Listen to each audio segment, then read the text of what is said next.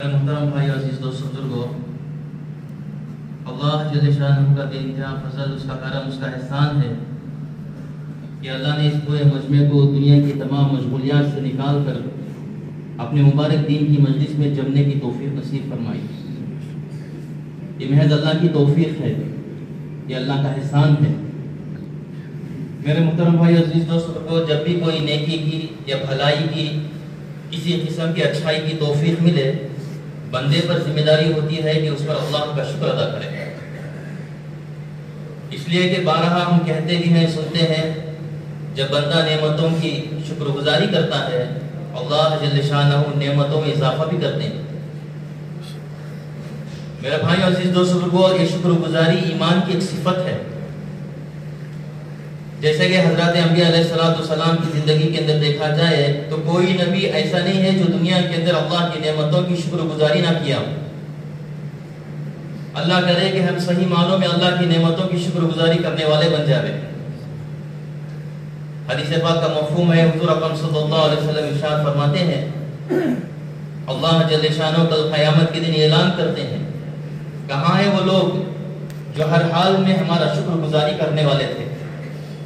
ایک مجمع اٹھے گا اور بغیر حساب کتاب کی جنت میں چلا جائے گا، اور اللہ جل شانہ نے انبیاء علیہ السلام سے مطالبہ بھی فرمایا کہ ہم نے تمہیں نعمتیں دی ہیں، تم میری شکر گزاری ادا کرو۔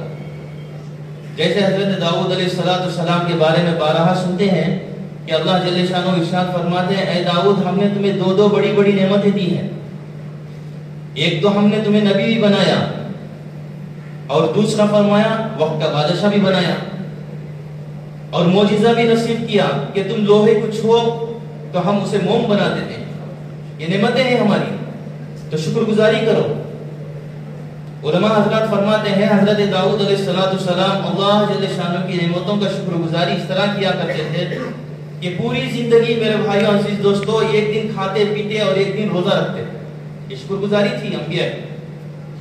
اور 24 گھنٹے کا اپنے گھر کا نظام ایسا بنایا تھا، گھر کا کوئی نہ کوئی فرد اللہ کی عبادت میں مشغول ہوتا، کبھی والد، کبھی ماں، کبھی بیوی، کبھی بچے، کبھی خود۔ یہ اللہ کی شکر گزاری ہے۔ جناب رسول اللہ صلی اللہ علیہ وسلم کو اللہ رب العالمین نے پوچھا، اے نبی جی، اگر آپ اشارہ بھی کر دیں، اس احد کے پہاڑ کو سونے کا بنا کر آپ کے پیچھے پیچھے ہم لگا دیں۔ اللہ کے رسول صلی اللہ علیہ وسلم نے ارشاد فرمایا، اے اللہ، ایک وقت کھاؤں تو تیرا شکر ادا کروں، اور بغیر کھائے زندگی گزرے تو صبر کروں۔ شکر گزاری اللہ کو بڑا، محترم بھائی عزیز دوستو، بہت پسند ہے کہ نبیوں کی زندگی کے اندر اللہ رب العالمین نے مطالبہ کیا ہے شکر گزاری کا۔ تمام انبیاء علیہ السلام کی سب سے بڑی جو صفت تھی وہ یقین کے بعد، اطاعت کے بعد، وہ شکر گزاری تھی۔ ایوب علیہ السلام کے بارے میں سنا ہے کہ کئی سال کی مدت کے اندر، میرے بھائی عزیز دوست، شفا ملی، کئی سال کے بیمار، لیکن ایوب علیہ السلام کے دل کے اندر سے اللہ رب العالمین کی شکر گزاری پیدا ہو رہی ہے۔ کبھی زبان سے شکر ادا کر رہے، کبھی دل سے شکر ادا کر رہے۔ تو میرے بھائی عزیز دوستو، یہ معمولی نعمت نہیں ہے کہ اللہ جل شانہ نے ہمیں ایمان دیا، ہمیں دین اسلام جیسی، میرے بھائیوں، مذہب یعنی دین دیا، اور اللہ کے رسول صلی اللہ علیہ وسلم جیسی ہستی کے امت میں ہمیں پیدا کیا۔ یہ معمولی نعمتیں نہیں ہیں۔ اگر آدمی، میرے بھائی عزیز دوستو، تھوڑی دیر کے لیے غور و فکر کرنے کے لیے بیٹھ گیا، میرے بھائی عزیز دوستو، زندگی گزر جائے گی۔ ان نعمتوں کا احاطہ، یعنی ان نعمتوں کو، میرے بھائی عزیز دوستو، جوڑنا اور جمانا بڑا مشکل ہے۔ اللہ نے ایسی نعمتوں سے مجھے اور آپ کو نوازا ہے، یہ اللہ کا بڑا انعام ہے کہ اللہ تعالیٰ دیکھنا چاہتے ہیں کہ دنیا کے اندر رہتے میرے کون سے بندے شکر گزار ہیں۔ حضور اکرم صلی اللہ علیہ وسلم نے ارشاد فرمایا، حدیث پاک کا مفہوم ہے، کل قیامت کے دن چند لوگ، میرے بھائی عزیز دوستو، جن کی زندگی کے اندر شکر گزاری ہے اور جن کی زندگی کے اندر صبر و تحمل بھی ہے، یہ دونوں بڑے بڑے صفات بندے کے اندر۔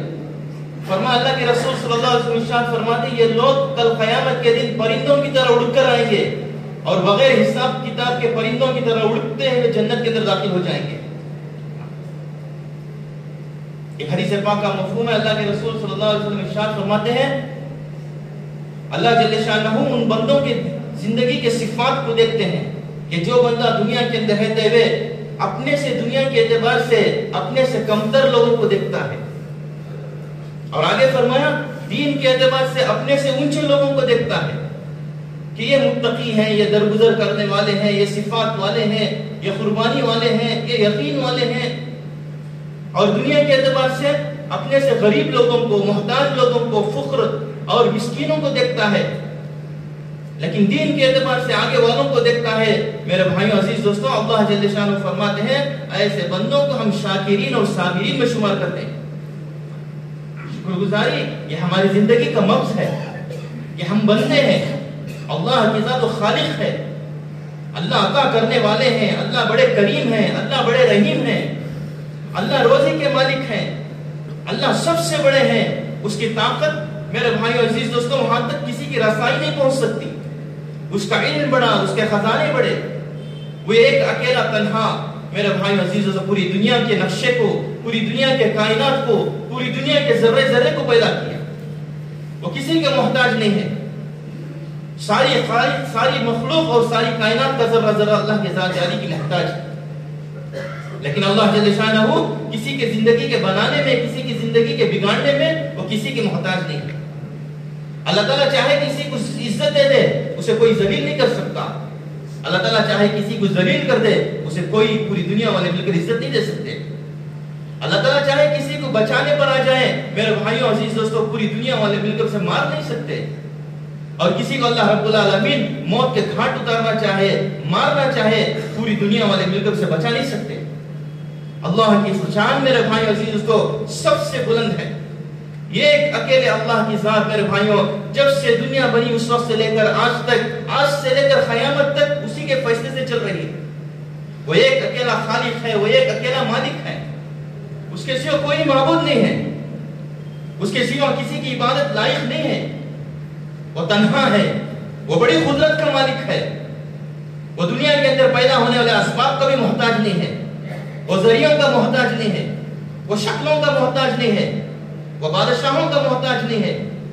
وہ دنیا کے اندر میرے بھائیوں انسان کی نظر کے سامنے بہت چیزیں، بہت سارے اسباب، بہت ساری شکلیں اور مخلوقات نظر آ رہی ہیں. یہ سب کے سب اللہ کے سامنے محتاج ہیں. بڑی سے بڑی شکل میرے بھائیوں عزیز دوستو یہ کسی کا نقصان نہیں بگاڑ سکتی، کسی کو نفع نہیں دے سکتی. لیکن اللہ جل شانہ میرے بھائیوں عزیز دوستو سب کچھ کے بغیر سب کچھ کرنے والے ہیں. ہمارے حاجی عبد الوہاب صاحب رحمۃ اللہ علیہ جو پڑوس ملک کے تھے، یہ اکثر فرمایا کرتے تھے اللہ کا غیر، اللہ کے بغیر کچھ بھی نہیں کر سکتا. اس بول کو روزانہ بولا کرو، سوچا کرو، اس کی لوگوں میں چل پھر کر دعوت دیا کرو، جس کے ذریعے سے تمہارے دلوں کے اندر شرک ختم ہوگا، تمہارے دلوں کے اندر کی گندگی پاک و صاف ہوگی، ایمان کا نور پیدا ہوگا. اللہ کے رسول صلی اللہ علیہ وسلم حضرات صحابہ رضی اللہ تعالیٰ عنہ کے درمیان اسی کی محنت کیا کرتے تھے کہ حضرات صحابہ کے دلوں کے اندر یہ اکیلے اللہ کی ذات کس سے ہونے کا یقین آ جائے کہ کرنے دھرنے والی ذات صرف ایک اکیلے اللہ کی ذات.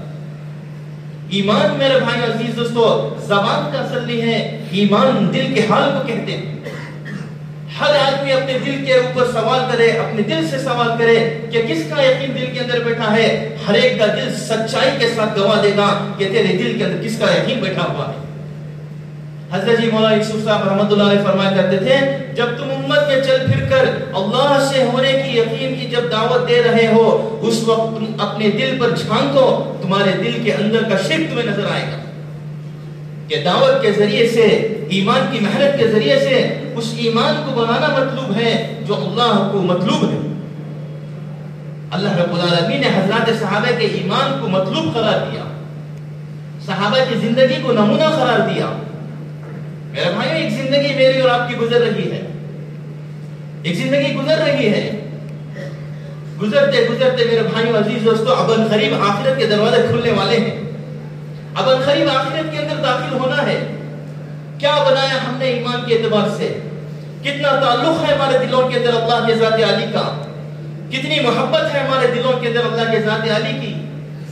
حضور اکرم صلی اللہ علیہ وسلم سے میں کتنی چاہت اور کتنا عشق اور کتنی محبت کرنے والا ہوں، جن کا کلمہ زندگی بھر سنا، جن کا کلمہ زندگی بھر میں نے پڑھا، جن کے کلمے کی دعوت کو میں نے زندگی بھر چل پھر کر دی ہے. میرے دل کا رخ کس طرف پھرا ہے، میرے دل کے اندر کیا کیفیت پیدا ہوئی ہے، میرے دل کے اندر ایمان کتنا بنا. میرے بھائیو عزیز دوستو ایمان کی محنت اور ایمان کی دعوت مستقل زندگی بھر کا کام ہے اور موت کی آخری سانس تک کرنے کا کام ہے۔ اس دعوت کی عالی مبارک محنت کا مقصد اور ایمان کی دعوت کا مقصد یہ ہے کہ جس وقت میری روح قبض ہو رہی ہو اس وقت میری زبان سے بول نکل جاوے کہ کلمہ لا الہ الا اللہ کرنے والی ذات تو اللہ ہی کی ہے۔ میرا بھائی عزیز دوستوں، ایمان کے اعتبار سے حضرات صحابہ بڑے فکر مند تھے، کبھی بھی اطمینان کی زندگی نہیں گزاری۔ حضور اکرم صلی اللہ علیہ وسلم 13 سال کی محنت کے اندر حضرات صحابہ رضی اللہ تعالیٰ عنہ کو ایمان اور ایمان کی صفات کو سکھلایا کہ ایمان کسے کہتے ہیں۔ تو حضرات صحابہ حضور صلی اللہ علیہ وسلم کے پاس آ کر پوچھا کرتے تھے، اے اللہ کے رسول صلی اللہ علیہ وسلم، ہم بھی مومن ہیں، ہمارے دلوں کے اندر ایمان ہے، اس کی کوئی علامت ہے، کوئی نشانی، کوئی ثبوت، کوئی دلیل ہے؟ اللہ کے رسول صلی اللہ علیہ وسلم فرمایا کرتے تھے، جب تمہاری زندگی کے اندر اللہ کا حکم اور اللہ کی اطاعت پیدا ہو جاوے، تم نیکی کا کام کر لو اور اللہ کا حکم ٹوٹ جاوے، اگر برائی اور کسی وجہ سے گناہ سرزد ہو جائے تمہارے دل کے اندر، فرمایا خوشی پیدا ہو اور غم پیدا ہو جاوے، یہ ایمان ہونے کی علامت ہے۔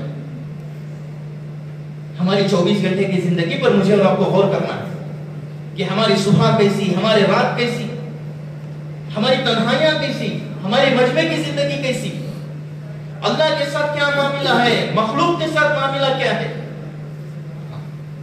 میرے بھائیوں، پوری زندگی دعوت کی فکر کے ساتھ اس لیے چل رہے ہیں کہ یہ دھن ہمارے اوپر سوار ہو جائے۔ دعوت کا کام صرف گشتیں کر لینا نہیں ہے، سہروزہ لگا دینا نہیں ہے، کہ یہ فکر ہمارے اوپر پیدا ہو جاوے کہ زندگی بھر ایمان کے اعتبار سے فکر مند ہے اور ایمان کی محنت کرتے کرتے میرے بھائیوں عزیز دوستوں، ایمان والے کے سامنے اللہ جل شانہ آخرت کو کھول دیتے ہیں، آخرت کو کھول دیتے ہیں۔ خبر کی اس کے اندر کبھی خبر کی فکر، کبھی حشر کی فکر، کبھی جہنم کی فکر، کبھی جنت کی فکر، کبھی اللہ کے سامنے کھڑے ہو کر حساب کتاب دینے کی فکر، اس لیے کہ اس کی محنت ایمان کے ساتھ گزر رہی ہے۔ یہ ایمان کی علامتیں ہیں، ایمان کی علامتیں ہیں۔ ایمان صرف اتنا نہیں ہے کہ زبان سے صرف اس قول کو کہہ دے کہ پالنے والی ذات اللہ کی ہے اور بس سب کچھ چھوڑ دو، یہ ایمان نہیں ہے۔ ایمان میرے بھائیوں صفات سے بھرا پڑا ہے، شکر گزاری بھی آوے، صبر بھی آوے اور ہمارے دل تقوی سے پر نور ہو، اللہ کا ڈر، اللہ کا خوف۔ اسی لیے علماء حضرات فرماتے ہیں اللہ جل شانہ نے قرآن پاک کے اندر جو کلمہ لا الہ الا اللہ ہے اس کو تقوی کا کلمہ بتایا۔ یہ کلمہ تقوی والا کلمہ ہے۔ تقوی میرے بھائیوں اللہ سے ڈرنے کو کہتے ہیں۔ صحابہ آ کر پوچھنے لگے اللہ کے رسول صلی اللہ علیہ وسلم تقوی کیا ہے؟ حضور صلی اللہ علیہ وسلم نے ارشاد فرمایا تقوی وہ ہے جو تمہیں اللہ کی اطاعت پر کھڑا کر دے اور اللہ کی حرام کردہ چیزوں سے تمہیں روک لے، یہ تقوی ہے۔ اور تقوی کی علامت جانچنا ہو تو ہماری تنہائی کی زندگی پر ہر آدمی غور کر سکتا ہے کہ میری تنہائی کی زندگی کیسے گزر رہی ہے۔ اور کتابوں کے اندر لکھا ہے تقوی میرے بھائی عزیز دوستوں سب سے پہلے معاملات کے اندر آئے گا۔ ہم سمجھتے ہیں کہ عبادت کے اندر تقوی آنا ہے، کتابوں کے اندر لکھا ہے کہ تقوی جو ہے سب سے پہلے معاملات کے اندر آئے گا، کہ معاملات کے اندر دیکھا جائے گا کہ اس کے ایمان کی جو سب سے بڑی صفت وہ تقوی اس کے معاملات کے اندر کیا اثر کر رہی ہے۔ اس لیے میرے بھائی عزیز دوستوں عبادت سے پہلے طہارت ہے، پہلے وضو بنایا جائے گا، اس کے بعد نماز پڑھی جائے گی، طہارت کی جائے گی، اس کے بعد عبادت کی جائے گی۔ اسی طرح عبادت کی طہارت و معاملات کی صفائی ہے، معاملات کی صفائی، معاملات کے اندر تقوی آ جائے، ہمارا لین دین، ہمارا کاروبار کا اعتبار سے، ہماری بات چیت کے اعتبار سے، ہر اعتبار سے متقی پرہیزگار ہو۔ اگر میرے بھائی عزیز دوستوں معاملات کے اندر تقوی نہیں ہے، معاملات کی پاکی صفائی نہیں ہے، جو مال ہماری زندگی کے اندر آ رہا ہے یہ دھوکے سے آ رہا ہے، یہ غبن سے آ رہا ہے، یہ رشوت سے آ رہا ہے، یہ ناپتول کی کمی کی وجہ سے آ رہا ہے، جب اس مال کی وجہ سے میرے بھائیوں جو روزی میرے منہ کے ذریعے سے پیٹ کے اندر جا رہی ہے، جو خون میرے جسم کے اندر پیدا ہو رہا ہے یہ ناپاک ہو گیا، یہ ناپاک خون کی وجہ سے عبادت کیسے قبول ہوگی؟ اس وجہ سے فرمایا کتابوں کے اندر لکھا ہے کہ تقوی جو سب سے پہلے معاملات کے اندر لایا جائے گا، کہ ہمارے معاملات کے اندر پاکی صفائی ہو۔ حضرت کعب رضی اللہ تعالیٰ عنہ سے کسی نے پوچھا کہ اے کعب غالباً حضرت عمر رضی اللہ تعالیٰ عنہ نے کہا اللہ جل شانہ نے قرآن پاک کے اندر اتقوا اللہ بتایا ہے، اس کا مطلب کیا ہے؟ ابھی مغرب کی نماز کے اندر پہلی رکعت کے اندر آیتیں پڑھی تقوی کی بنیاد پر، تقوی کے اعتبار سے، یا ایھا الذین آمنوا اتقوا اللہ، اے ایمان والو اللہ سے ڈرو، اللہ سے ڈرو۔ میرے بھائیوں، زندگی کے اندر تقوی کو لانا ہے۔ تقوی ایک نور ہے۔ اللہ جل شانہ نے متقین کی تعریف کی ہے۔ کل قیامت کے دن بہت سارے صفحے لگی ہوئی ہوں گی، اس کے اندر متقین کی بھی لگی ہوئی ہوں گی۔ جو بندہ دنیا کے اندر رہتے اللہ سے ڈر کر ایمان کو سیکھتے ہوئے ایمان کے نور کو دل کے اندر داخل کیا، وہ متقیوں میں شمار ہوگا۔ حضرت یوسف علیہ السلام کو اللہ جل شانہ نے امتحان لیا، ایسا تقوی والے، ایسا اللہ سے ڈرنے والے۔ میرے بھائیوں، یہ گناہ کا ارتکاب زندگی کے اندر آیا، اس گناہ سے بچنے کے لیے آگے بڑھے، اللہ سے ڈرتے ہوئے آگے بڑھے، تو فرمایا اللہ جل شانہ راستے کھولتے چلے گئے، تالے کھلتے چلے گئے، دروازے کھلتے چلے گئے۔ اللہ تعالیٰ فرماتے ہیں کوئی بندہ دنیا کے اندر حرام کاموں سے اور گناہوں سے رکنے کے لیے اپنے دل کے اندر تقوی کو پیدا کرے، ہم پر حق بنتا ہے کہ ہم اسے گناہوں سے بچا لیں۔ یہ ایمان کی بڑی صفت ہے، اس کو ایمان کہا جاتا ہے کہ ہمارے دلوں کے اندر اللہ کی ذات عالی سے ہونے کے یقین کے ساتھ ساتھ ہمارے دلوں کے اندر اللہ کا ڈر بھی پیدا ہو، اللہ کا ڈر، اللہ کا خوف۔ حضرات صحابہ رضی اللہ تعالیٰ عنہ کے دلوں کے اندر اللہ کا ڈر بسا ہوا تھا، اللہ کا ڈر، اللہ کا خوف بسا ہوا تھا۔ عبادتوں کے اندر بھی ڈرتے تھے، محنتوں کے اندر بھی ڈرتے تھے، انفرادی اور اجتماعی زندگی کے اندر ڈر اور خوف۔ اور اللہ کے رسول صلی اللہ علیہ وسلم ارشاد فرمایا کرتے تھے اے صحابہ سب سے زیادہ اللہ سے ڈرنے والا میں ہوں، اللہ کے نبی۔ ایک مرتبہ اتنی لمبی نماز پڑھی اللہ کے رسول صلی اللہ علیہ وسلم نے، صحابہ نے پوچھا اللہ کے نبی صلی اللہ علیہ وسلم آپ نے اتنی لمبی نماز پڑھی؟ تو حضور صلی اللہ علیہ وسلم نے ارشاد فرمایا یہ رغبت اور ڈر کی نماز تھی، ڈر کی نماز۔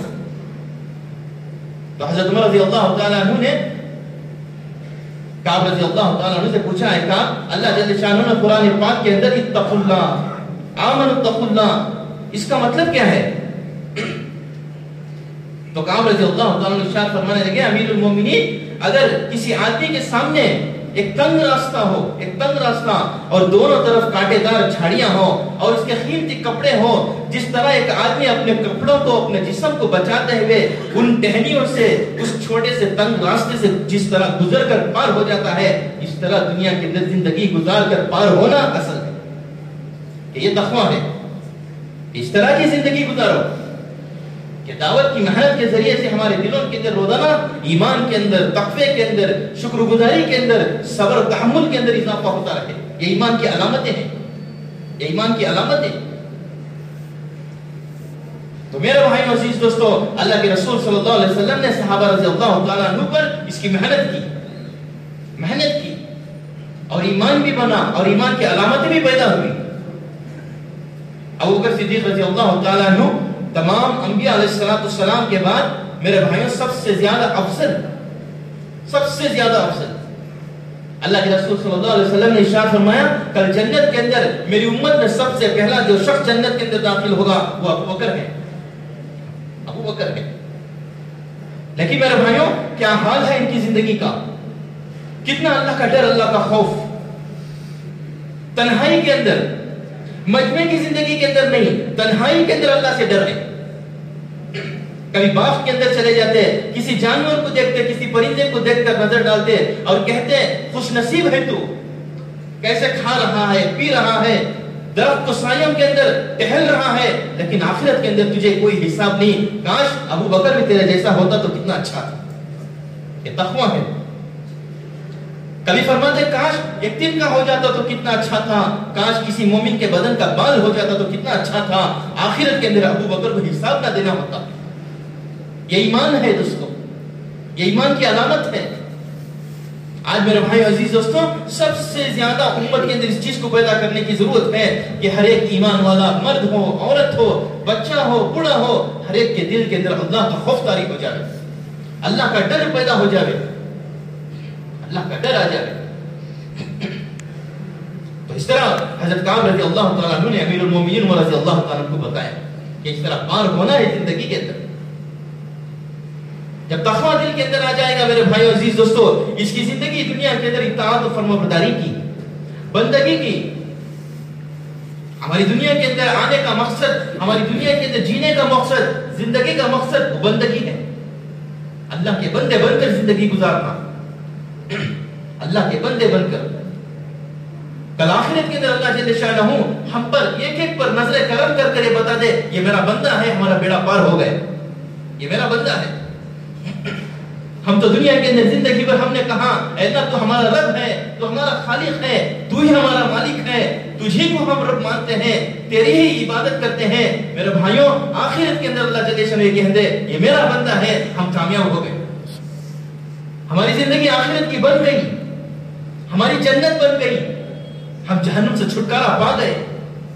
تو دنیا کی زندگی کا مقصد بندگی کا ہے. کہ بندگی کا تقاضا یہ ہے میرے بھائیوں دنیا کے اندر اللہ کی اطاعت کے ساتھ زندگی گزرے، اللہ کی بندگی کے ساتھ زندگی گزرے، اطاعت و فرمانبرداری کے ساتھ زندگی گزارے.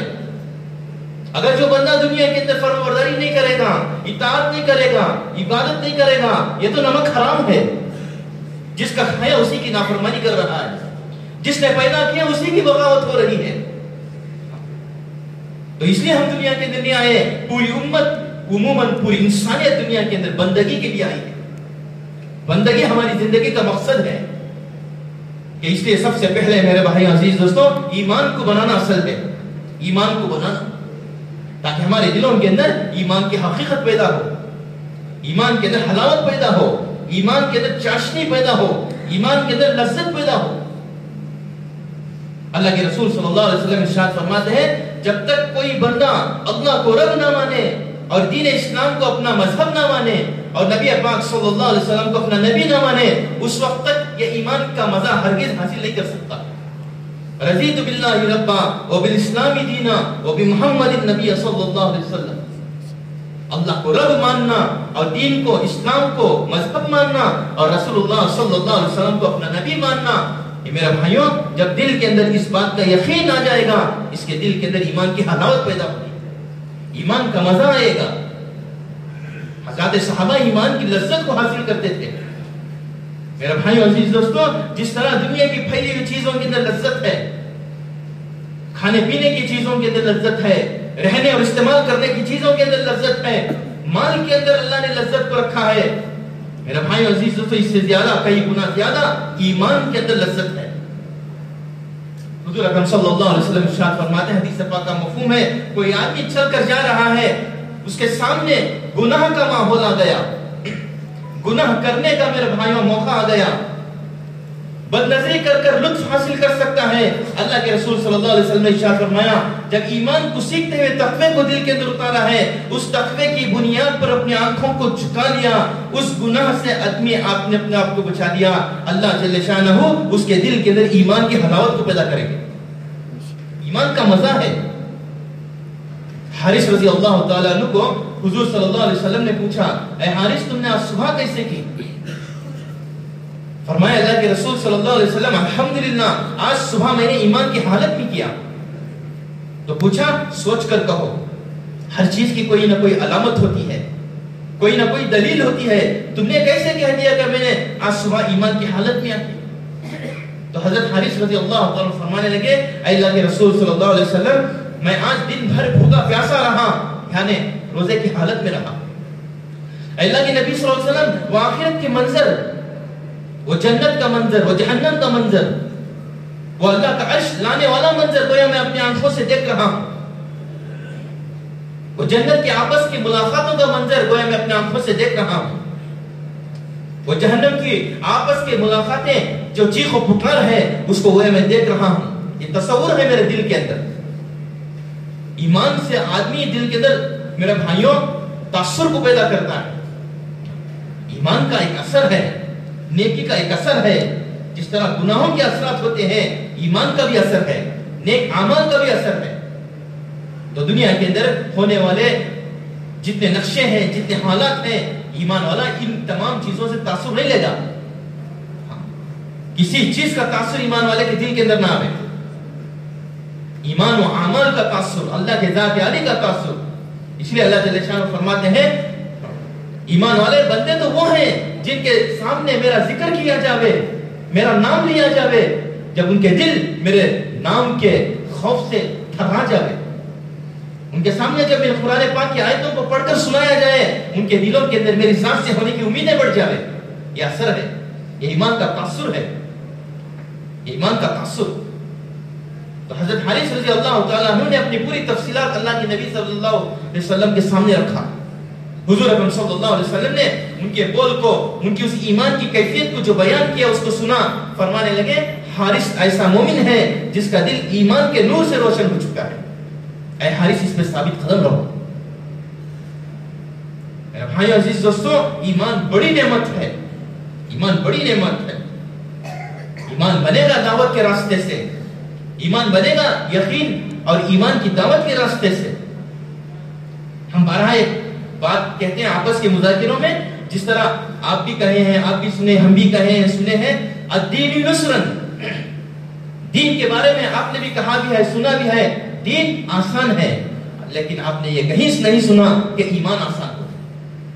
لیکن دین آسان ہے لیکن ایمان آسان نہیں ہے. ایمان کے لیے مجاہدوں کی ضرورت ہے، ایمان کے لیے مجاہدوں کی ضرورت ہے، ایمان کے لیے محنت کی ضرورت ہے، ایمان کے لیے جان و مال کی قربانی کی ضرورت ہے. وہ صحابہ کی قربانیاں جو فضائل اعمال کے اندر ہم نے سینکڑوں مرتبہ کہا اور سنا ہے، جس پر غور و فکر کریں گے تو میرے بھائیو عزیز دوستو، اس کے اندر صحابہ رضی اللہ تعالیٰ عنہ اجمعین ایمان کو قربانیوں کے راستے سے سیکھنا سمجھ میں آئے گا. تمام صحابہ رضی اللہ تعالیٰ عنہ کی محنتیں ایمان کو بنانے کی، وہ قربانی کا راستہ، وہ مجاہدے کا راستہ، وہ دعوت کا راستہ. جب ایمان پر میرے بھائیو عزیز دوستو محنتیں ہوئی، حضرات صحابہ کے دلوں کے اندر ایمان بنا. حضرت بلال رضی اللہ تعالیٰ عنہ کے زبان سے جو احد کے الفاظ نکلتے تھے، یہ ایمان کی آواز تھی، یہ ایمان کے اندر کی آواز تھی، یہ زبان کی آواز نہیں تھی، یہ تو ایمان کی آواز تھی. حضرت بلال رضی اللہ تعالیٰ عنہ زمین پر کہتے اللہ کا عرش ہل جاتا تھا. اسی لیے کل قیامت کے دن اللہ جل شانہ حضرت بلال رضی اللہ تعالیٰ سے فرمائیں گے، اے بلال تمہارے وہ دنیا کے اندر احد کہنے سے میری ذات کو بڑا جوش اور میری ذات کو بڑا مزہ آتا تھا، آج بھی کہہ دو. بلال رضی اللہ تعالیٰ فرماتے ہیں اے اللہ تجھے تو مزہ آ جائے گا، لیکن مجھے دنیا کے اندر بھیج دے. وہ تپتی ہوئی ریتیلی زمین پر جو مجھے گھسیٹا جاتا، پتھر کی بڑی چٹان سینے پر رکھ دیا جاتا اور لوگ کہتے بلال ایمان کو چھوڑ دے. اس وقت میں کہتا اللہ ہی سے ہوگا، اللہ ہی کرنے والے ہیں، وہ مزہ مجھے یہاں نصیب نہیں ہوگا. تو ایمان مجاہدوں کے راستے سے بنے گا، ایمان کی دعوت سے بنے گا. ایمان قربانی چاہتا ہے، جان کی قربانی، مال کی قربانی، جذبات کی قربانی، ہر لائن کی قربانی. جب میرے بھائیو عزیز دوستو جو کچھ دنیا کے اندر میرا اور آپ کا ذخیرہ ہے، یہ سب کچھ ایمان کے لیے ہے، یہ سب کچھ ایمان کے لیے. آج ایمان کے سیکھنے سے صرف ہماری زبان چل رہی ہے، ہمارا جسم استعمال ہو رہا ہے، حالانکہ حضرات صحابہ کا سب کچھ لگا ہے. حضرات صحابہ ایمان کی نعمت کو سمجھتے تھے اور دل کے اندر فیصلہ کر چکے تھے، اے اللہ ہم ایمان کو ہرگز نہیں چھوڑیں گے، چاہے ہم کیوں فنا نہ ہو جائے. ہمارا فنا ہونا ایمان کے لیے، ہمارا قربان ہونا ایمان کے لیے، جس کی بنیاد پر میرے بھائی عزیز دوستو حضرات صحابہ کے دلوں کے اندر کلمے کا یقین اور اللہ کے ذات عالی کا پورا مکمل یقین راسخ ہو گیا تھا. ان کے دلوں سے ایک ہی ایک کی آواز نکلتی تھی اور دوسرا ان کے دلوں کے اندر ہرگز موجود نہ تھا. جو دل کے اندر موجود تھا وہ نماز کے اندر معلوم ہوتا تھا. نماز کے اندر صحابہ کے خیالات کیا تھے، نماز کے اندر اللہ کا یقین کتنا تھا، نماز کے اندر اللہ کو کیسے پکارا کرتے تھے، نماز ان کی کیسی تھی. نبی ہیں جناب رسول اللہ صلی اللہ علیہ وسلم، جن کے صدقے سے پوری دنیا اور پوری کائنات کو اللہ نے وجود بخشا ہے، اس نبی کی نماز کیسی ہو سکتی ہے. میرے بھائی عزیز دوستو فرمایا اللہ کے رسول صلی اللہ علیہ وسلم جیسی نماز پڑھی ہو بہو ابو بکر رضی اللہ تعالیٰ عنہ کی نماز تھی. جیسے ابو بکر رضی اللہ تعالیٰ عنہ کی نماز تھی، عبداللہ ابن زبیر رضی اللہ تعالیٰ عنہ کی نماز ویسی ہی تھی. ان کا ایمان کا اثر میرے بھائی عزیز دوستو اعمال پر پڑتا تھا. آج ہمارے دلوں کے اندر اسباب کا تاثر، کائنات اور شکلوں کا تاثر، جس کی وجہ سے نماز کے اندر دکان یاد آتا ہے، نماز کے اندر تجارتیں یاد آتی ہیں، نماز کے اندر بیوی بچوں کا خیال پیدا ہوتا ہے، نماز کے اندر میرے بھائی عزیز دوستو گمشدہ چیزوں کا یاد یہاں مجھے ایسی ہماری نماز ہے۔ کیوں؟ اس لیے کہ ایمان کے لیے ہم نے قربانیاں نہیں دی۔ ایمان قربانی چاہتا ہے، جب قربانی کے ذریعے سے ایمان دل کے اندر راسخ ہو جائے گا، ہماری نماز کمال والی بنے گی۔ ہماری نماز کے ذریعے سے اللہ کے عرش میرے بھائیوں اور اللہ کے خزانوں کے دروازے کھلیں گے۔ صحابہ کے دلوں کے اندر بھی یہی ایمان، حضرات تابعین کے اندر یہی ایمان، ہمارے اکابرین کا بھی دلوں کے اندر یہی شوق و جذبہ کہ نماز کے حالات کیسے تھے ان کی زندگی کے اندر۔ جہاں ایمان بنا وہاں نماز بنی، جہاں اللہ سے تعلق پیدا ہوا وہاں نماز کے اندر میرے بھائی عزیز دوستوں اللہ سے تعلق پیدا ہوگا کہ براہ راست اللہ سے کنیکشن ملے گا۔ یہاں اللہ کی تعریف ہو رہی ہے، الحمدللہ رب العالمین، میرے دل دماغ کے اندر میرے بھائی عزیز دوستوں فنا ہونے والی دنیا کے خیالات آ رہے ہیں۔ اللہ کے سامنے کھڑے ہو کر خیام چلا گیا، رکوع چلا گیا، سجدے کے اندر بھی توفیق نہیں ہو رہی کہ میرے رب کو میں یاد کر لوں۔ میری رب کی محبت کی علامت سجدہ ہے، میرے رب کی محبت کی علامت سجدہ ہے، یہ محبت کی علامت ہے سجدہ۔ وہاں پر بھی اللہ یاد نہیں آ رہے ہیں، اس لیے کہ ابھی ایمان کھوکھلا ہے، ابھی ایمان نہیں بنا ہے، ابھی ایمان نہیں بنا ہے۔ جس مقصد کو میں اور آپ سامنے رکھ کر چل رہے ہیں میرے بھائیوں، اس مقصد کو، اس منزل کو حاصل کرنے کے جو راستے پر چل رہے ہیں، عبادتوں کے اندر فیل ہو رہے ہیں، مقصد کو کہاں تک پہنچیں گے؟ مقصد ہم نے طے کیا ہے کہ میرا خاتمہ ایمان پر ہو جاوے، نماز کا یہ حال ہے تو خاتمے کا حال کیا ہوگا؟ یہ فکر کی بات ہے، یہ ڈرنے کی بات ہے۔ ابن سیرین رحمت اللہ علیہ کو کسی نے پوچھا، اگر آپ کے سامنے چوائس کو رکھا جائے، پسند کو رکھا جائے، ایک تو طرف جنت کو رکھا ہے، ایک طرف نماز کو رکھا ہے، آپ کیا پسند کریں گے؟ ابن سیرین رحمت اللہ علیہ فرمانے لگے میں 2 رکعت نماز کو پسند کروں گا۔ وجہ پوچھی گئی تو فرمانے لگے جنت تو میرے مزے کی جگہ ہے، جنت تو میرے خوش ہونے کی جگہ ہے، لیکن یہ 2 رکعت نماز میری مولا کی رضا ہے، میری مولا کی خوشی ہے۔ ایمان بنا ہے، ایمان دل کے اندر داخل ہوا ہے، زبان کی نوک کا ایمان نہیں ہے، دل کی گہرائی کا ایمان ہے۔ اللہ جل شانہ کا بڑا احسان، بڑا کرم کہ اللہ رب العالمین نے ہم جیسے گئے بزرگ کو دعوت کی عظیم مبارک محنت دی ہے، ایمان کی محنت دی ہے۔ لیکن میرے بھائیو عزیز دوستو بزرگوں، ناشکری اس سے بھی ظاہر ہو جائے گی، ناشکری اس سے بھی معلوم ہو جائے گی جس دن ہمارا گشت کا دن ہوتا ہے، جس دن میری اور آپ کی روزانہ کی ملاقاتیں ہوتی ہیں، اس وقت معلوم پڑ جاتا ہے کہ دعوت کے کام کا ہم کتنا شکر ادا کر رہے ہیں، کہ ہمارا مزاج، ہمارا اندر کا جذبہ ملاقاتوں کا، دعوت کا ہے یا جی چرانے کا ہے۔ مولانا الیاس صاحب رحمۃ اللہ علیہ فرمایا کرتے تھے، تم ایسی جگہ جا کر دعوت دو اللہ کے ذات سے ہونے کا تمہاری جان کے لالے پڑ جاوے، تمہاری جان خطرے میں پڑ جاوے، ایسی جگہ جا کر دعوت دو تمہارے اس اسباب سے کچھ نہیں ہوتا، کرنے والی ذات تو اللہ کی ہے۔ وہاں تک ہم کہاں جائیں گے؟ میرے بھائیو عزیز دوستو، ایمان کی بنانے کی محنت ہے یہ دعوت کی عظیم مبارک محنت، اس کا بنیادی مقصد اندر دل کے اندر گہرائی کے اندر ایمان اتر جائے۔ جب ایمان آ جائے گا ہمارے اعمال بنیں گے، ہمارا کردار بنے گا، ہمارے اخلاق بنیں گے، ہماری فکر بنے گی، ہماری سوچ بنے گی، ہمارے دل کے اندر کا جذبہ بنے گا، ہماری موت اچھی بنے گی، ہمارا حشر اچھا بنے گا۔ یہ دنیا عارضی زندگی ہے، دنیا کے اندر کوئی باقی رہنے نہیں آیا، دنیا اور دنیا کی تمام چیزیں فنا ہونے والی ہیں۔ اللہ جل شانہ نے کھول کھول کر دنیا کے اندر میرے بھائیوں علماء کے ذریعے سے، نبیوں کے ذریعے سے قرآن کو نزول فرما کر بتا دیا یہ دنیا کی بڑا دھوکے کی چیز ہے، یہ دنیا بڑی دھوکے کی چیز ہے۔ اب دنیا کے اندر دل لگا بیٹھے ہیں، مال کی قربانی، جان کی قربانی، اس سے ہمارا جی چھڑاتا ہے۔ تو جب ایمان بن جائے گا اللہ کے نام پر ہر چیز کو قربان کرنا میرے اور آپ کے لیے آسان ہو جائے گا۔ صحابہ کہتے تھے حضور اکرم صلی اللہ علیہ وسلم کے پاس اگر اے اللہ کے رسول صلی اللہ علیہ وسلم ہمیں وہ مال زیادہ محبوب ہے جو مال اللہ کی ذات پر اور اللہ کے دین پر اور آپ کی ذات پر لگ جائے، اس مال کے عوض جو مال ہمارے پاس باقی رہ گیا۔ ابو بکر صدیق رضی اللہ تعالیٰ فرمایا کرتے تھے اے اللہ کے رسول صلی اللہ علیہ وسلم مجھے تو دنیا کے اندر 3 ہی چیزیں پسند ہیں، ایک آپ کے چہرے کو دیکھتا رہوں، اور دوسرا فرمایا جو کچھ میرے پاس ہے وہ آپ پر میں لٹاتا رہوں، اور تیسرا فرمایا میری بیٹی بھی آپ کی نکاح میں، میری کوئی مرضی دنیا کے اندر نہیں ہے، سب کچھ اللہ کے لیے، اللہ کے رسول کے لیے۔ یہ جذبہ دعوت کے ذریعے سے پیدا کرنا ہے۔ ہاں، دعوت کی مجالسوں میں، دین کی محنتوں میں، ہمارے بڑوں کی مجالسوں میں جو بیٹھ کر سنایا جا رہا ہے، سنا جا رہا ہے، زندگی بھر سنتے سنتے میرے بھائیو عزیز دوستو، باتیں تو اکٹھا ہو گئی لیکن صفات سے محروم ہے۔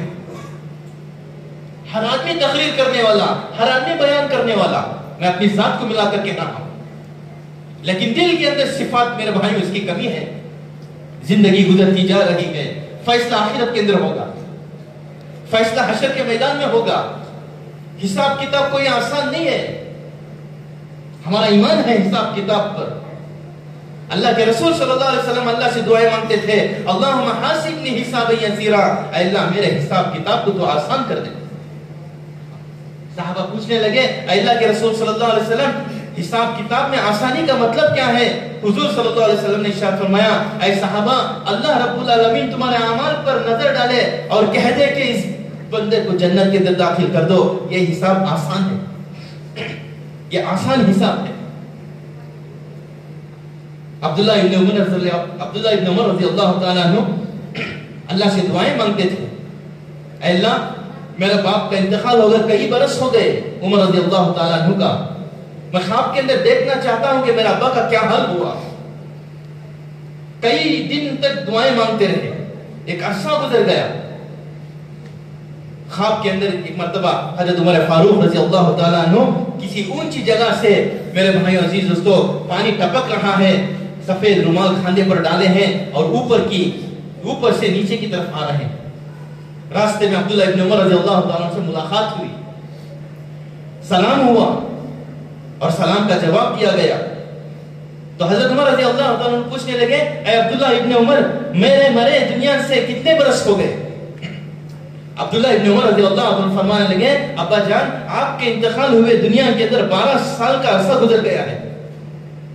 تو حضرت عمر رضی اللہ عنہ فرمانے لگے، بیٹا آج ہی اللہ کے یہاں حساب کتاب دے کر نکلا ہوں۔ وہ ہستی میرے بھائی عزیز دوستو جس کو اللہ کے رسول نے فرمایا میرے بعد کسی کو نبی ہوتا، اللہ رب العالمین بنانا ہوتا تو عمر کو بناتے۔ جس گلی سے عمر گزرتا اس گلی سے شیطان اپنے رخ کو بدل جاتا۔ حضرت عمر رضی اللہ تعالیٰ عنہ کے سائے سے تک شیطان ڈرتا تھا۔ ایسے ہستی کا حال یہ ہے کہ 12 سال کے عرصے کے بعد حساب کتاب دے کر واپس آ رہے ہیں، تو میرا اور آپ کا کیا ہوگا؟ کبھی ہم نے فکر کی؟ میرے بھائیو عزیز دوستو اللہ معاف فرمائے، دعوت کی محنت میں چلتے چلتے اللہ ہم سب کو معاف فرمائے، ہمارے دلوں کے اندر تو اطمینان پیدا ہو گیا ہے کہ ہمارے ساتھ تو یہ معاملہ نہیں ہوگا۔ صحابہ ڈرتے تھے، خبر کے حال سے ڈرتے تھے، موت کے حال سے ڈرتے تھے۔ تمام صحابہ کی متفق بات ہے، یہ کہا کرتے تھے ہم موت سے نہیں ڈرتے، ہم موت سے نہیں ڈرتے۔ آگے فرمایا موت کے بعد کی زندگی کے حالات سے ڈرتے ہیں۔ سعد بن ابی وقاص رضی اللہ تعالیٰ عنہ جب روم کا لشکر مقابلے کے لیے آئے ہیں، خط میں لکھ رہے ہیں، اے روم کے بادشاہ تیرے پاس بھی ایک جماعت ہے، میرے ساتھ بھی ایک جماعت ہے، لیکن تیرے پاس رہنے والوں کو جس طرح شراب محبوب ہے میرے پاس رہنے والے ساتھیوں کو موت ایسی محبوب ہے۔ اس خط کو پڑھ کر اس کے دل پر لرزہ آ گیا۔ صحابہ رضی اللہ تعالیٰ عنہ موت کے بعد کے حالات سے ڈرتے تھے کہ میرا کیا ہوگا۔ تمام صحابہ، تمام صحابیات، مرد احباب بھی عورتیں بھی، کہ آخرت کے اندر کیا ہوگا، آخرت کے اندر کیا ہوگا۔ حضرت عائشہ رضی اللہ تعالیٰ عنہ حضور صلی اللہ علیہ وسلم سے ایک مرتبہ پوچھا، اے اللہ کے رسول صلی اللہ علیہ وسلم آپ تو دنیا کے اندر ہماری ہر ضرورت کو پورا کرنے کی فکر کرتے ہیں، ہمارے کام آتے ہیں، ہمارے ہر ضرورت کی فکر کرتے ہیں، کیا آخرت کے اندر بھی آپ کام آ جائیں گے؟ کیا آخرت کے اندر بھی جہاں پر ہمارا کچھ زندگی کا آگے کا نہ بنے وہاں پر آپ کام آ جائیں گے؟ تو حضور صلی اللہ علیہ وسلم نے ارشاد فرمایا، اے عائشہ یاد رکھ کل آخرت کے اندر قیامت کے بعد 3 مرحلے ایسے ہیں کوئی کسی کو یاد نہیں کرے گا، کوئی کسی کو یاد نہیں کرے گا۔ ماں بیٹے کو یاد نہیں کرے گی، بیٹا ماں کو یاد نہیں کرے گا، شوہر بیوی کو، شوہر بیوی کو، بیوی شوہر کو، اور ماں باپ اولاد کو، کوئی کسی کا کام نہیں آئے گا، کوئی کسی کو یاد نہیں کرے گا۔ سب سے پہلا مرحلہ تو وہ ہے جب تیرے نیک اعمال تولے جائیں گے، میزان کا پلڑا قائم ہوگا، اس کے اندر ایک پلڑے کے اندر گناہ ہوں گے، ایک پلڑے کے اندر نیکیاں ہوں گی، اس وقت اے عائشہ کوئی کسی کو یاد نہیں کرے گا، اپنی فکر میں ڈوبا ہوا ہوگا، یا اللہ کسی بھی طرح میرے نیک اعمال کا پلڑا بھاری ہو جائے۔ اور دوسرا مرحلہ، جب تجھے صراط کے راستے پر سے گزارا جائے گا، جہنم پر بچھا ہوا راستہ، 1500 سال کا راستہ، بال سے باریک تلوار سے تیز، اے عائشہ جب تو اس پر گزرنے لگے گی، اس وقت تک تو کسی کو یاد نہیں کرے گی جب تک اس راستے سے پار ہو کر جنت کے اندر نہیں چلی جائے گی، وہاں پر کوئی کسی کو یاد نہیں کرے گا۔ اور تیسرا مرحلہ عائشہ، جب اللہ کی طرف سے یہ اعلان ہوگا کہ فلانے کی بیٹی فلانی آج کامیاب ہو گئی، فلانے کا بیٹا فلانا آج کامیاب ہو گیا، اس وقت نام اعمال کا دفتر دیتا جائے گا، فیصلہ سنایا جائے گا، اس وقت کوئی کسی کو یاد نہیں کرے گا کہ ہر آدمی اپنی فکر میں رہے گا، کسی بھی طرح نام اعمال کا دفتر ہمارا سیدھے ہاتھ میں مل جائے تو اچھا ہے۔ میرے بھائیوں، یہ آخرت کا حال ہے۔ اللہ کے رسول صلی اللہ علیہ وسلم نے جتنا اللہ کا تعارف کروایا ہے، اسی طرح اس سے زیادہ کئی گنا زیادہ آخرت کے حالات کا بھی میرا بھائی تعارف کروایا ہے۔ کبھی جنت کا تذکرہ بتایا، کبھی جہنم کا تذکرہ بتایا، کبھی جہنم کے عذابات کا تذکرہ بتایا، کبھی جنت کی نعمتوں کا تذکرہ بتایا، کبھی خبر کے حال کو تفصیل سے بیان کیا، کبھی حساب کتاب کو تفصیل سے بیان کیا۔ میرے بھائیوں عزیز دوستوں، آخرت کی زندگی میری اور آپ کی شروع ہونے والی ہے۔ جیسے ہی زندگی کا پہلا، میرے بھائیوں عزیزوں، زندگی کی سانسیں جو گزر رہی ہیں، آخری سانس جیسے ہی آخری سانس کا دھاگا ٹوٹے گا، آخرت کی پہلی سانس شروع ہو جائے گی۔ صرف ایک دھاگے کا فرق ہے، دنیا کی جہاں آخری سانس، وہاں سے پہلی آخرت کی سانس شروع ہو گئی، اور آخرت کی جہاں پہلی سانس شروع ہوئی ہے، یہ سانس اب آخرت کے اندر ختم نہیں ہوگی، ہمیشہ کی زندگی باقی رہے گی۔ اب وہاں پر موت نہیں ہے، اب وہاں پر ختم نہیں ہے۔ تو میرے بھائی عزیز دوستو، اللہ تعالیٰ نے ایک زندگی دی ہے دنیا کے اندر رہتے ہوئے، اس زندگی کی فکر ہو، اس زندگی کو غنیمت سمجھے، غنیمت سمجھے کہ ہمارے اندر ایمان کی محنت ہو، ایمان کو بنانے کے لیے دین کی محنت ہو، دین پر چلنے کے لیے، اور ایمان کی اور دین کی محنت کی برکت سے ہمارے اندر صفات کو پیدا کرے، ہمارے اندر شکر گزاری آوے، ہمارے اندر صبر آئے، ہمارے اندر تحمل آوے، ہمارے اندر نرمی آوے۔ اسے انسان کہتے ہیں، نماز ہے لیکن میرے بھائی نرمی نہیں ہے، روزہ ہے، حج اور عمرے ہیں لیکن صفات نہیں ہے۔ اس لیے فرمایا ڈرنے کی بات ہے۔ جیسے ہم بارہ کہتے ہیں، نماز کا مقصد ہماری زندگی صفت صلاۃ پر آ جائے، ہمارا نماز کا مقصد ہمارے مذاکروں میں ہم کہتے ہیں صفت صلاۃ پر، جو صفت نماز کے اندر موجود ہوتی ہے، پائی جاتی ہے، وہ صفت میرے اندر پیدا ہو، اللہ کا ڈر آوے، عاجزی آوے، نرمی آوے، شکر گزاری آئے، حمد و ثنا کرنے والے بنے، گڑ گڑانے والے بنے۔ یہ سب کچھ میرے بھائی نماز کے اندر ملے گا، کہ نماز کے باہر کی زندگی ان اوصاف کے ساتھ، ان صفات کے ساتھ میری۔ اس لیے میرے بھائی عزیز دوستوں، اللہ جل شانہ ایمان پر بھی آخرت کے اندر اجر دیں گے، اور اعمال جو کیے ہیں دنیا کے اندر، اس کے اعتبار سے آخرت کے اندر ہمارے مرتبوں کے فیصلے ہوں گے۔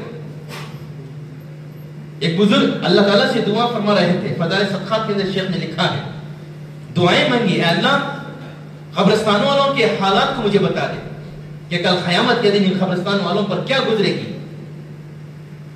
تو خواب کے اندر اللہ جل شانہ نے دکھایا، قیامت نازل ہو گئی اور خبروں سے مردے اٹھ کر آ رہے ہیں حشر کے میدان کی طرف، اور اس کے اندر میرے بھائی عزیز دوستوں مراتب کو بتایا گیا۔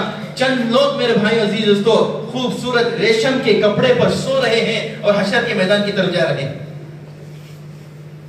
اور چند لوگ پھولوں پر بیٹھے ہیں اور حشر کی میدان کی طرف چل رہے ہیں، اور چند لوگوں کے بارے میں فرمایا ہنس رہے ہیں، ہنستے ہنستے حشر کی میدان کی طرف جا رہے ہیں، اور چند لوگوں کو دکھایا گیا رو رہے ہیں، روتے روتے حشر کی میدان کی طرف جا رہے ہیں، اب حساب کتاب شروع ہوگا۔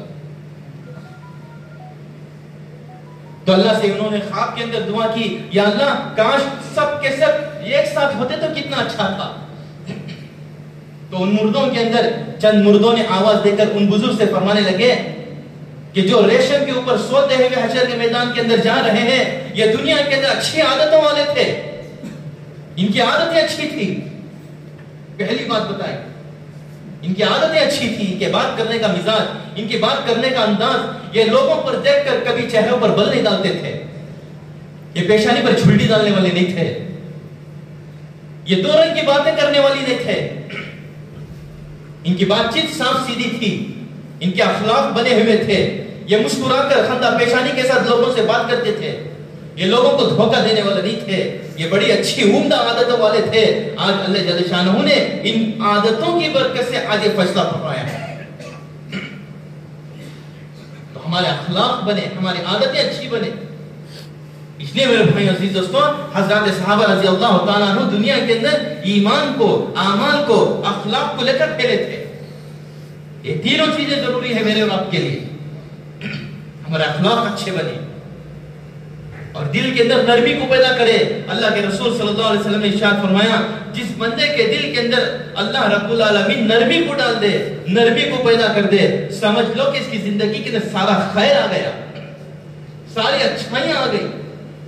اپنے دل کو سخت مت بناؤ, اپنے دل کے اندر سختی کو پیدا مت کرو, اپنے دل کے اندر وسعت کی کمی کو پیدا نہ کرو. اور آگے فرمایا, جس کے دل سے نرمی کو اللہ جل شانہ چھین لے, جس کے دل کے اندر نرمی ہی نہیں کبھی بھی, فرمایا اس کی زندگی کے اندر سارے کا سارا شر آ گیا اور ساری خیر سے محروم ہو گیا. کہ ہمارے اندر نرمی پیدا ہو, عاجزی پیدا ہو, اور یہ ایک دوسرے کو ہم بہتر سمجھے. دعوت کی محنت کے اندر میرے بھائیو عزیز دوستوں, یہ بہت بڑا اصول ہے, یہ بہت بڑا اصول ہے, یہ بہت بڑا اصول ہے کہ ہم ہر ایک کو اپنے سے بہتر سمجھیں, ہر ایک کو اپنے سے بہتر سمجھیں.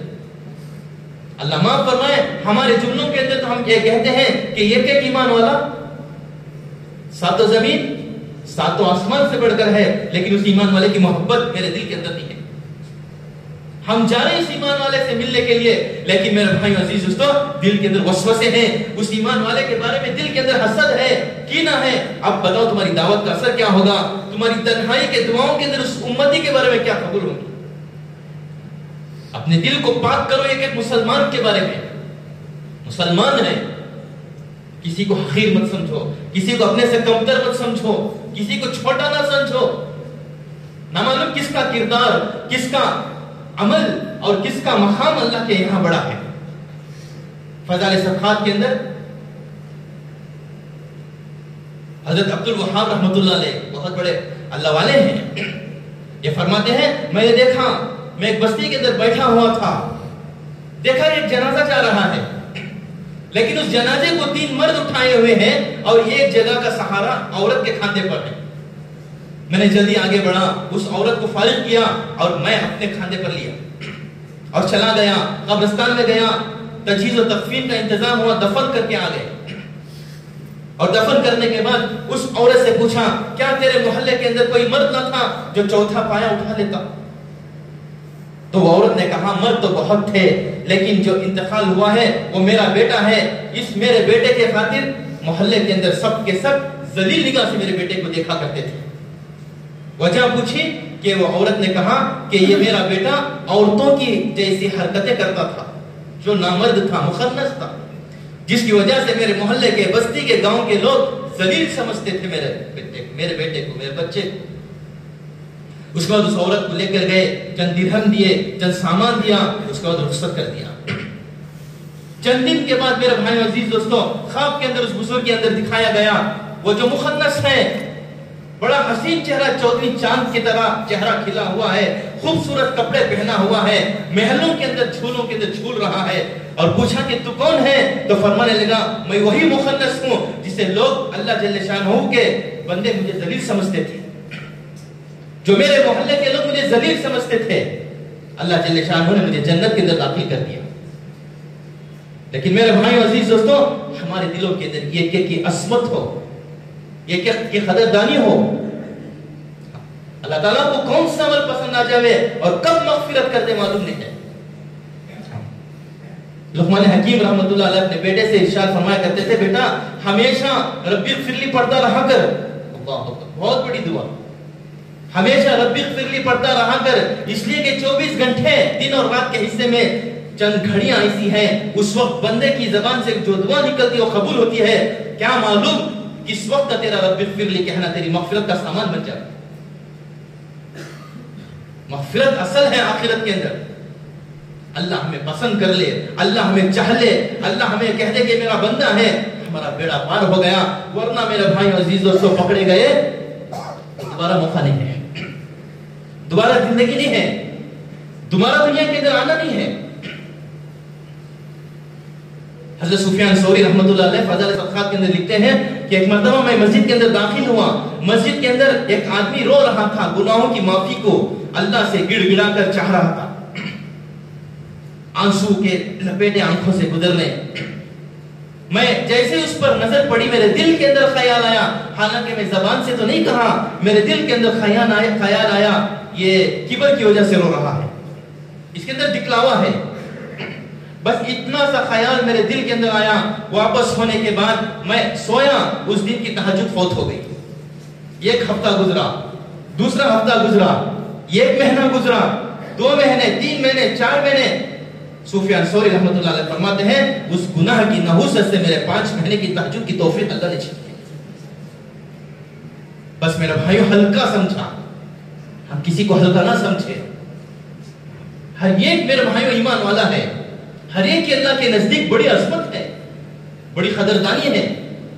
یہ کہ زندگی کے اندر بڑے صفات ہیں, بڑے خوبیاں ہیں. سامنے والا میرے سے بہتر ہے, میں حقیر ہوں, میں کمتر ہوں, میری کوئی اوقات نہیں ہے. صحابہ کے زندگی کے اندر یہ چیزیں, صحابہ اپنے آپ کو کمتر سمجھتے تھے. وفات ہوتے تھے, دنیا سے جب جانے کا وقت ہوتا تھا, فرمایا کرتے تھے اے اللہ ہم نے تو دنیا کے اندر رہتے ہوئے زندگی تو گزارا, لیکن تیرے دین کا ہم نے کچھ بھی حق ادا نہیں کیا. اب دنیا سے واپس آ رہے ہیں. اپنے آپ کو میرے بھائیوں, اپنی محنتوں کو, اپنی قربانیوں کو کمتر سمجھتے تھے. میرے بھائیوں عزیز دوستوں, ہماری زندگی کے اندر ایمان کے راستے سے, ایمان کی محنت کے راستے سے خوبیوں کو پیدا کریں, اچھائیوں کو پیدا کریں. اچھائی کا مطلب یہ نہیں ہے کہ لوگ ہمیں اچھا کہہ دیں, یہ اچھا ہے, یہ امیر صاحب ہے, یہ نمازی ہے, یہ حاجی صاحب ہے. یہ لوگوں کی وجہ سے اچھا بندہ نہیں ہے, اللہ کہہ دے کہ میرا بندہ ہے. اللہ ہمیں پہچان لے صفات کے راستے سے. کوئی خوبی آج تک ہماری زندگی کے اندر نہیں آئی دوستوں. چھلے پر چھلے, 4 مہینے پر 6 مہینے لگا رہے, گشتوں پر گشتے ہو رہے. میرے بھائیوں صحیح اصول و آداب کے ساتھ صحابہ کی محنت کو محنت سمجھ کر, ہمارے بڑوں کے مشورے کے تابع ہو کر جب وقت لگایا جائے گا, خدا کی قسم وہ ساری خوبیاں میری زندگی کے اندر آئیں گی. اس نے فرمایا وقت لگائیں تو اصول کے ساتھ لگائیں, قربانی دیں تو اصول کے ساتھ قربانی دیں. گشت کریں تو گشت کے اصول کو کیوں بتایا جاتا ہے؟ اللہ معاف فرمائے, آج ہمارے امور میں گشتوں کے اندر میرے بھائیوں زبان پر ذکر بھی ہے, کان کے اندر فون بھی ہے. ایسے ہمارے گشت ہیں. ہاں نہیں دوستو, کام ہے, نبیوں کی محنت ہے, نبیوں کی محنت ہے, دعوت کی محنت ہے, ایمان کو بنانے کی محنت ہے, ایمان کی بقا کی محنت ہے, ایمان کے ساتھ جانے کی محنت ہے. یہ کھیل کود نہیں ہے. اللہ ہم سب کو سمجھا دے وہ خوبیاں جو حضرات صحابہ کی زندگی کے اندر تھی, وہ خوبیاں میری زندگی کے اندر آ جائے. تو میرے بھائیو عزیز دوستوں, ہمارا ایک سفر ہوا ملیشیا کے ملک کے اندر. ابھی مستورات کی جماعت ہماری آئی, 1 ہفتہ 2 ہفتے قریب ہو رہے. ماشاءاللہ وہاں کے لوگوں کی خوبیاں ہی خوبیاں ہیں, خوبیاں ہی خوبیاں, بڑے خوبیوں کے مالک ہیں لوگ. سب سے پہلی بات جیسے میں نے آپ کے سامنے شروع کی, وہ صفت ان کے اندر ہم نے دیکھا, بڑے شکر گزار ہیں اللہ کے بندے. شکر گزاری سے بھرا پڑا ان کا دل, اور جو کچھ دنیا کے اندر اللہ کی طرف سے ملا ہے اس پر خیانت کرنے والے کھانے ہیں. خیانت حرص و تمانی ہے. سیدھا سادہ کھانا پینا, سیدھا سادہ لباس, سیدھے سادے مکانات. لباس سیدھا سادہ, کھانا سیدھا سادہ, اور مکان بھی سیدھا سادہ. اور جو کچھ کمائی ہو رہی ہے حلال روزی, جو مال زندگی کے اندر آ رہا ہے, یہ اپنے مال کو گارے مٹی پر لگا کر ضائع نہیں کرتے. یونیفارم کے گھر ہیں, سب کے گھر, کروڑ پتی کا بھی گھر ایک ہی ہے, چھوٹا آدمی ہے اس کا بھی گھر ایک ہی ہے. بڑے خوش مزاج ہیں, ہندوستان کی جماعتوں کو بڑی عظمت کے ساتھ استقبال کرتے ہیں. بڑے خوبیاں, اور بچوں سے پیار محبت. اور یہ بڑی خوبی میرے بھائیو عزیز دوستوں, اللہ ہم سب کے زندگی کی طرف پیدا کر دے. ہم نے 2 مہینے رہ کر ہم نے دیکھا ہمارے سارے ساتھیوں نے بھی غور کیا، میرے بھائیوں کبھی بھی اونچی آواز سے بات نہیں کی ہے. نہ مسجد میں آنے والا، نہ مسجد سے باہر رہنے والا مجمع اونچی آواز سے ہرگز بات نہیں کرتے اور اپنے آپ کو کمتر اور بے حیثیت سمجھتے ہیں. اور مسجدوں کے اندر میرے بھائیوں اذان سے پہلے آ جاتے ہیں. ہم نے یہاں پر بیٹھ کر بہت سارے ہمارے اکابرین، ہمارے بڑوں سے بات سنا ہے، ہم نے جا کر بھی دیکھا اذان سے پہلے لوگ آ جاتے ہیں. وقت کی پابندی، اول وقت پر نماز ہوتی ہے، جس کی وجہ سے میرے بھائیوں یہ خوبی ان کے اندر پیدا ہو گئی کہ اپنے دنیا کے کاروبار کے اندر بھی وقت کی پابندی کرتے ہیں. جب ہماری جماعت کی ایک مکان سے دوسرے مکان کو جانا ہوتا، میرے بھائیوں وہاں کے رہبر آ کر کہتے ہیں امیر صاحب ہم 8 بجے آ جائیں گے، تو میرے بھائیوں 7:55 پر وہ موجود رہتے. پورے 2 ماہ، ایک دن کی بات نہیں. جتنے ہم 25 مکانات مستورات کی جماعت بدلی اور 25 مساجدیں اور مصلے ہم نے بدلے، سب جگہ میرے بھائیوں سواریوں کے ساتھ وقت سے پہلے رہبر آ جاتے ہیں. اور رہبری میرے بھائیوں عزیز دوستوں، جیسے ہمارے ایک حلقے سے دوسرے حلقے کے لیے ہوتی ہے رہبری، اس طرح نہیں ایک صوبے سے دوسرے صوبے کی رہبری کے لیے لوگ آتے. کبھی 100 کلومیٹر کا سفر ہوتا، کبھی 150 کلومیٹر کا سفر ہوتا، لوگ اپنی سواریوں کو لے کر آ جاتے. ہماری جماعت میں ٹوٹے پھوٹے آدمی ہیں، چھوٹے موٹے کاروبار کرنے والے، لیکن وہاں کے رہبر میرے بھائیوں 50-50 لاکھ کی سواری لے کر آتے. اللہ کی نعمت ہے. ہم نے اپنے ساتھیوں سے کہا ہمارے بنگلور شہر کے اندر آٹو میں بیٹھنے کے لیے 25 مرتبہ سوچتے ہیں، اللہ نے دین کی برکت سے لاکھوں کی گاڑیوں میں بٹھا کر گزار دیا. ایسے بنگلے کروڑوں کے روپے کے بنگلے میرے بھائیوں ہماری جماعتوں کو اللہ نے رکا دیا. یہ دعوت کی برکت ہے، ہماری کوئی حیثیت نہیں ہے. اگر ہماری حیثیت آپ کو معلوم ہو جائے میرے بھائیوں عزیز دوستوں، اللہ ہم سب کو معاف فرمائے، آپ کے جوتے بھی گندے ہو جائیں گے ہمیں مارنے کے لیے. ہماری حیثیت ایسی ہے. لیکن اللہ رب العالمین نے دعوت و دین کی برکت سے میرے بھائیوں ملک کے اندر چلائے. اللہ نے تفصیل سے کام بھی لیا. الحمدللہ ہر جگہ ہماری جماعت جاتی وہاں پر افتخار کا ماحول ہوتا. مسجدوں کے اندر لوگوں سے بات چیت کرتے، لوگوں سے ایمان کی، یقین کی، دعوت کی، محنت کی بات کرتے اور تقاضا رکھتے. اور ساتھ ہی میرے بھائیوں عزیز دوستوں ارادے کرتے، عزائم بھی کرتے، اپنی مستورات کو بھیجنے کی بھی فکر کرتے.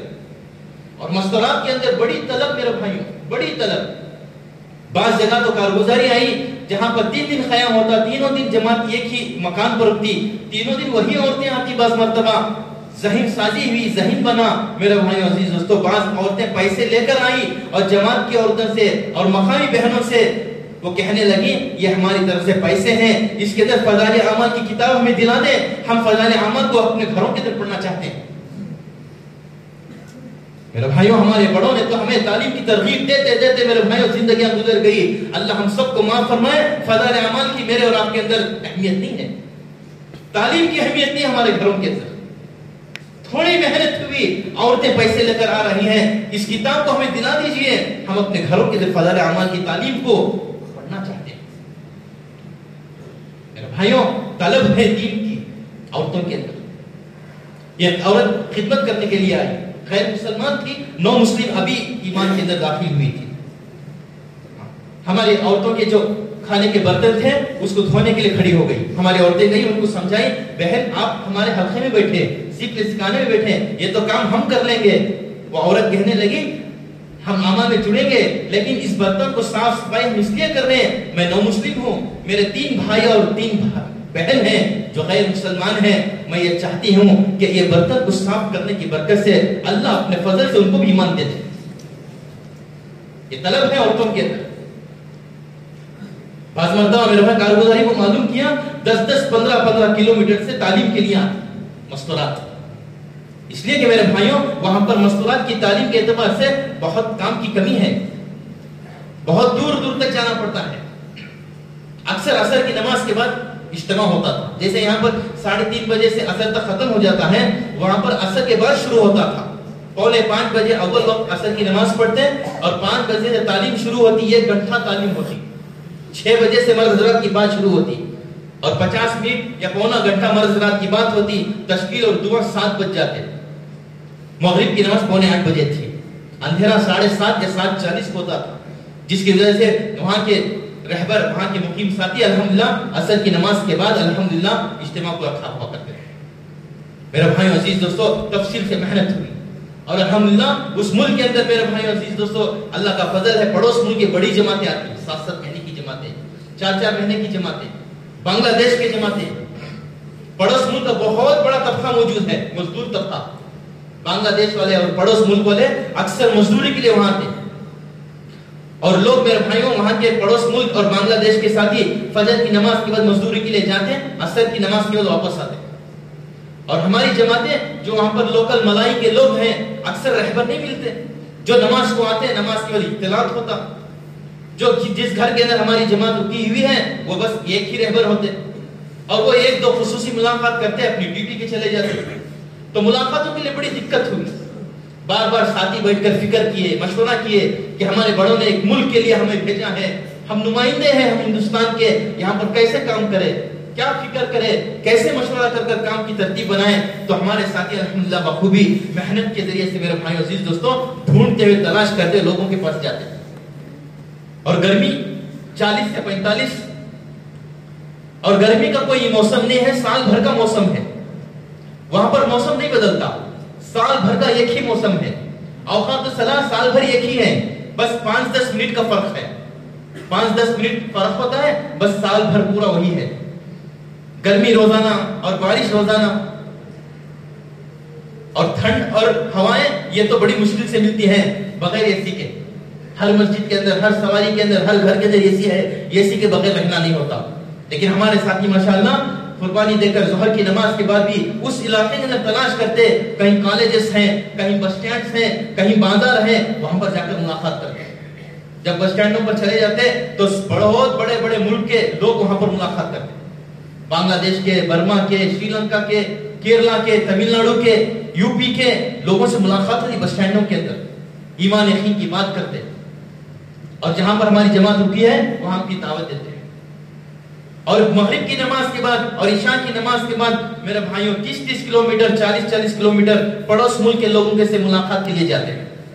वहां पर साथी सवारी लेकर आते, इशा की नमाज के बाद चले जाते 30 किलोमीटर तक। वहां पर माशाल्लाह पड़ोस मुल्क के साथी होते, 4 साथी, 5 साथी, किसी कमरे में 10 साथी, उनको जोड़कर ईमान यकीन की बात करते, दावत की फिजा बनाने की। हालांकि 4-4 महीने के साथी, छिल्ले के साथी। वहां पर मस्जिद और जमात का निजाम, तालीम का निजाम, जो कुछ होना था तालीम की, तरबियत की, यानी कुछ बात कर कोई शक्ल पैदा कर दे दावत के काम की, और वापस ही आते आते 12:30-1 घंटा बच जाता। हमारे साथी माशाअल्लाह रोजाना इस तरह मुलाकातें करती। और मेरे भाई अजीज दोस्तों, औरतों के एतबार से भी बड़ी कुर्बानी। पूरे 2 महीने अल्हम्दुलिल्लाह हमारी औरतें पकाकर 3 वक्त के मर्दों को भेजा है। जिस घर में होते हैं अल्हम्दुलिल्लाह उस घर वालों के साथ हमारी औरतें मेरे भाइयों निजाम को बनाते हैं। नुसरत की कमी है, इस वजह से काम अभी नहीं समझे लोग, काम अभी नहीं समझे। नुसरत का मादा, नुसरत का मिजाज कम है, लेकिन मेरे वहां सिफात के एतबार से बड़े खूब है। उनके सिफात को सीखना है। तो हर जगह हमारी जमात 2 दिन 3 दिन रुकती, अल्हम्दुलिल्लाह 2 दिन 3 दिन अल्हम्दुलिल्लाह हमारी मस्तूरात जमातें जो भी हैं अल्हम्दुलिल्लाह घर से निजाम बनाकर मर्दों को और घर के मर्द को और घर वालों के साथ बनाते। और अल्हम्दुलिल्लाह हम 3 दिन जहां पर रहे वहां हल्के के जोड़ करते। एक हल्का मेरे भाई अजीज दोस्तों, जैसा मेरा और आपका छोटा छोटा हल्का है, ये नूरुल हुदा, ये रहमानिया, ये नूरानी, ये गोरीपल्ले, ऐसा नहीं है। वहां पर ये हल्का 40 किलोमीटर होता है, ये हल्का 30 किलोमीटर का, 40 किलोमीटर का, और ये एक मस्जिद के अंदर एक साथी होता है। अभी काम की फिजा नहीं बनी, मेहनतें करनी है। तो 40-40 किलोमीटर तक जाकर अल्हम्दुलिल्लाह उनसे मुलाकात करते, जोड़ की दावत देते। तो दूसरे दिन मगरिब से पहले वो साथी 40 किलोमीटर से आते, जोड़ के अंदर शरीक होते, और उनको मेरे भाइयों कुर्बानी की बात करते और 5 अमाल की बात कर हर मस्जिद के अंदर 5 अमाल को जोड़ने की, जमाने की कोशिश करते, और हल्की सी तश्कील करते। सहरजा के लिए तो अल्हम्दुलिल्लाह तैयार हो जाते, और उनके अक्सर औकात मुल्कों में लगे हैं। किसी फर्क को पूछे मेरे भाइयों, हर साथी काम करने वाला 8-8 मरतबा, 10-10 मरतबा मुल्कों का सफर किया है। और हमारे बड़े हजरत इनामुल हसन साहब रहमतुल्लाह अलैह के साथ, उमर साहब पालनपुरी रहमतुल्लाह अलैह के साथ, इनके साथ उठना बैठना हुआ है जो हमारे वहां के पुरानों क्या बड़ी मेहनतें, बड़ी कुर्बानियों के साथ काम करने वाले। तो मेरे भाई अजीज दोस्तों, इस बात को समझना है कि जमातें जाएंगी तो काम होगा, वरना हमारी जमातें नहीं जाएंगी तो मेरे भाई अजीज दोस्तों काम के अंदर झोल हो जाएगा। इसलिए जमातों की, हमारे बड़ों की फिक्र यह है कि तसलसल के साथ हर मुल्क के अंदर जमातें जाती रहे, आती रहे। اس لیے میرے بھائی عزیز دوستو، اللہ کے راستے کے فضائل تو ہمارے سامنے بہت ہیں کہ ہم سب اللہ کے راستے میں چلے ہوئے ہیں.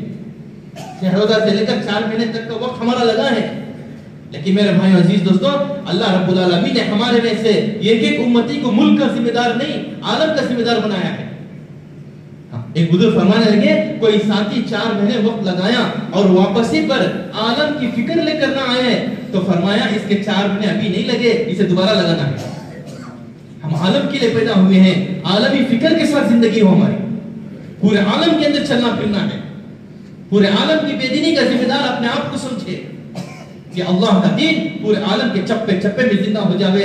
اللہ جل شانہ اس لیے دین کے لیے میرے بھائیوں، اس محنت کے لیے، اللہ کے کلمے کی بلندی کے لیے اللہ نے ہم سب کو جان اور مال کی نعمت سے نوازا ہے، اور جو جس کے پاس ہے وہ اللہ کی امانت ہے. اس جان کو، اس مال کو اللہ کے راستے میں لے کر ملکوں کا سفر کریں گے، مردوں میں ہو، مستورات میں ہو، اللہ تعالیٰ اپنے فضل سے کام لینے کے فیصلے کریں گے. اس لیے ارادے کریں، نیتیں کریں. جن بھائیوں کے ماشاءاللہ 4 مہینے لگ چکے، الحمدللہ اپنی مستورات کا چھلا لگ چکا، ایسے احباب سب سے پہلے اپنے آپ کی خود کی تشکیل کر تیار ہو کہ ہم اللہ کے راستے میں 2 ماہ کے لیے اور 4 مہینے بھرون کے لیے اللہ کے راستے میں نکلیں گے. ارادے کریں، نیتیں کریں. میرے روزانہ صبح شام کی ملاقاتوں کی ترتیب، زون وار ترتیب، اور تیسرا جو ہے گھر مسجد کی تعلیم اہتمام سے. اس کے بڑے فضائل ہیں، بڑے نفع، بڑے کارگزاری ہم سب نے سنی ہے، کریں گے بھی انشاءاللہ. اور ہفتے میں 2 گشت اہتمام سے. پہلا اپنی مسجد کا گشت، جس طرح قربانی کے ساتھ پہلا گشت کر رہے ہیں اسی قربانی کے ساتھ دوسرا گشت بھی کریں. اور الحمدللہ ہر مہینہ اپنے ساتھ سہروزہ کی جماعت، 27 دن خوب محنت ہو، زون کے اعتبار سے جماعتیں نکلنے کی فکر کریں، اور سہروزہ جماعتوں میں نئے عملے کو لے کر چلنے کی فکر کریں گے انشاءاللہ. ہر اتوار جیسے ہمارا ہفتے کی شب گزاری کا دن ہوتا ہے، یہاں پر نئے ساتھی کو لانے کی بھی فکر کریں. اللہ پاک ہم سب کو کہنے سننے سے زیادہ عمل کی توفیق نصیب فرمائے.